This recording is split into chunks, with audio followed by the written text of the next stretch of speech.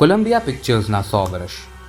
જગવિખ્યાત ફિલ્મોની દરેક નાની બાબતો તો આપણે જાણતા જ હોઈએ છીએ, પણ આપણને ક્યારેય એ બનાવનારની માહિતીનો અંદાજો નથી હોતો. પણ ફક્ત ફિલ્મો જ બનાવનારી આ સ્ટુડિયો બ્રાન્ડનો ઇતિહાસ અને શા માટે એ 100 વર્ષ સુધી ટકી રહી છે તેનો પરિચય રસપ્રદ છે.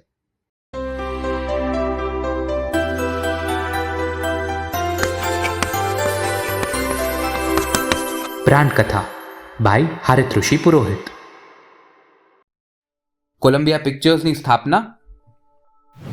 આમ તો જેક અને હેરી કોહેન ભાઈઓ અને જો બ્રાન્ડેટે ભાગીદારીમાં 19 જૂન 1918માં કોહન બ્રાન્ડેટ કોહન CBC ફિલ્મ સેલ્સ કોર્પોરેશનના નામથી શરૂ કરી હતી.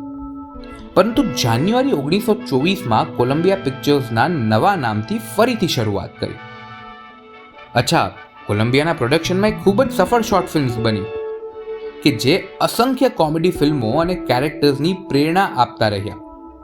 એ સિરીઝનું નામ છે થ્રી સ્ટુજીસ. જી હા, 3 ફક્કડ ગિરધારી મિત્રો વચ્ચેની હંસાતુસી, લાતમ લાતથી બર્સ્ટન કિટન જેવા અનેક કલાકારો મળ્યા.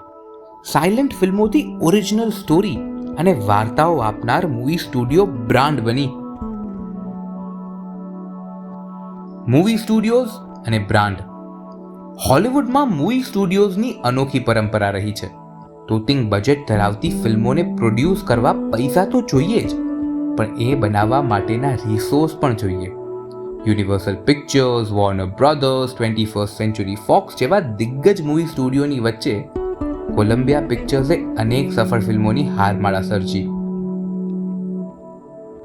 કોલંબિયા પિક્ચર્સનો સિમ્બોલ.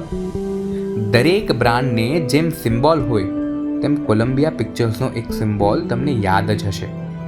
સ્ટેચ્યુ ઓફ લિબર્ટીની ક્વીન હોય, પણ અલગ વેશભૂષા અને અંદાજથી અમેરિકન હોવાનું ગૌરવ એક સ્ત્રી થકી વ્યક્ત કર્યું. થિયેટર્સમાં મૂવી જોનારા વર્ગ માટે આ સિમ્બોલ કંઈક નવું જ સિનેમેટિક જલસાનું પ્રતીક પણ છે. કોલંબિયા પિક્ચર્સ અને વિવાદ. કોહન બ્રધર્સના એક ચક્રી વહીવટથી ત્રાસેલા કો-ફાઉન્ડર જો બ્રાન્ડેટે તો બહુ પહેલા તેનો ભાગ વેચી નાખ્યો. તે બાદ ટ્રાઇસ્ટાર સાથેના જોડાણ અને કોકોકોલા કંપનીએ કોલંબિયા પિક્ચર્સને વેચાતી લઈ લીધી. તે પછી ઈસવીસન 1989માં સોનીએ આખી કંપની વેચાતી લઈ લીધી. સોની પિક્ચર્સ દુનિયાના 5 મોટા સ્ટુડિયો કંપનીઓમાંની એક છે અને તે મૂવી મેકિંગ બિઝનેસને સારી રીતે મેનેજ કરે છે. કોલંબિયા પિક્ચર્સ અને સફળ ફિલ્મ ફ્રેન્ચાઇઝી.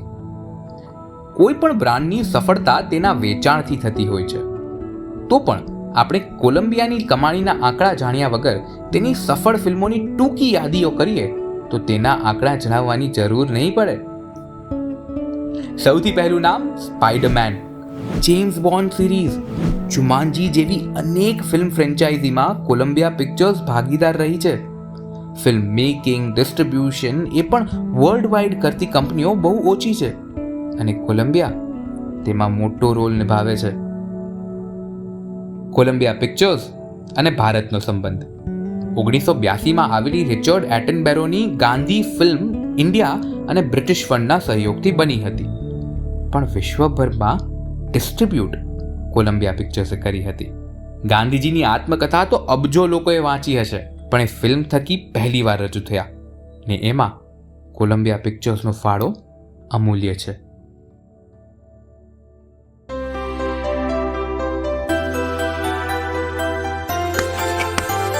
તો સાંભળતા રહો અને જોતા રહો બ્રાન્ડ કથા બાય હારિત ઋષિ પુરોહિત.